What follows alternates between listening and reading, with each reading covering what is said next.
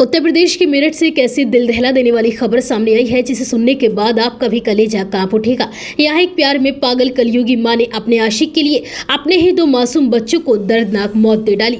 तस्वीरों में नजर आ रहे इन 2 मासूम बच्चों की गलती सिर्फ इतनी थी कि ये दोनों अपनी माँ की आशिकी में रोड़ा बन रहे थे। माँ आशिक के साथ शादी कर नए जीवन के हसीन ख्वाब बुन रही थी, लेकिन इन दोनों बच्चों की वजह से उसका ख्वाब पूरा नहीं हो सकता था। इसलिए माँ ने इन दोनों बच्चों को रास्ते से हटाने का प्लान बनाया और बुधवार को अपने प्रेमी के साथ मिलकर बेटा बेटी की हत्या कर दी। आरोपी मां ने प्रेमी के साथ मिलकर दोनों मासूम बच्चों को ऐसी दर्दनाक मौत दी कि सुनने वालों का भी कलेजा मुंह को आ गया।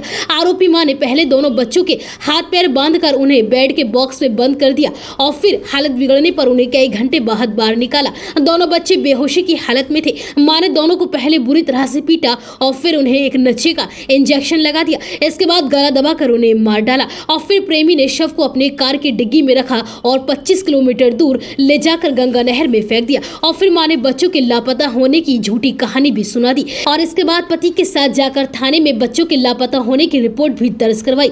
आरोपी मां इतनी शातिर निकली कि वह पुलिस के सामने रोने का लगातार नाटक करती रही और अपने बच्चों को जल्द से जल्द ढूंढ कर लाने की पुलिस से गुहार भी लगाती रही। बच्चों के लापता होने की रिपोर्ट दर्ज करने के बाद पुलिस ने दोनों पत्नी से पूछताछ की। इस दौरान पत्नी अपने बयान को बार बार बदल रही थी। इस पर पुलिस को उस पर शक हो गया। पुलिस ने जब उससे सख्ती के साथ पूछताछ की तो उसने अपना जुर्म कबूल कर लिया। दरअसल आरोपी महिला निशा खैरनगर गुलर गली की रहने वाली है। उसका पति शाहिद बेग लालकुर्ती पेठ में एक जूते की दुकान में काम करता है। निशा बुधवार शाम घर पर अकेली थी। उसने ट्यूशन टीचर सलमान को घर आने से मना कर दिया था। 10 साल का बेटा मेराव सेंट जॉन्स स्कूल में 3rd क्लास और 6 साल की बेटी कॉनेन 2nd क्लास में पढ़ती थी। निशा ने बुधवार को शाम को पति को फोन कर बताया कि मैं घर के अंदर काम कर रही थी और बच्चे बाहर खेलने के लिए गए थे और तभी दोनों बच्चे बाहर से अचानक लापता हो गए। सूचना पर पिता शाहिद तत्काल मौके पर पहुंचे और फिर काफी देर तक बच्चों की तलाश की। इसके बाद जब बच्चे नहीं मिले तो शाहिद पत्नी निशा के साथ दहली गेट थाने पहुंचे।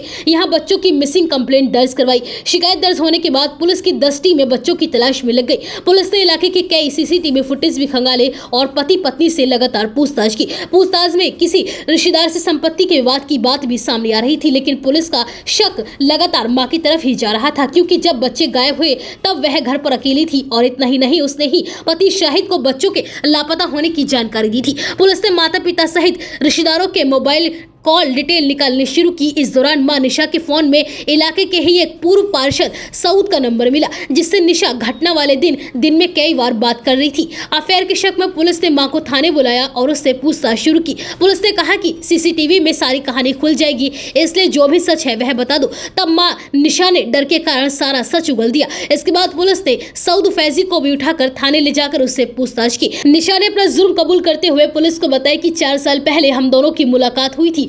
पूर्व पार्षद सऊद ने अपनी पत्नी को छोड़ दिया था। माँ बाप का इकलौता बेटा है। उसके पिता कोर्ट में पेशकार थे। उसके पास काफी धन दौलत थी। मुझे दौलत चाहिए थी और सऊद का प्यार भी।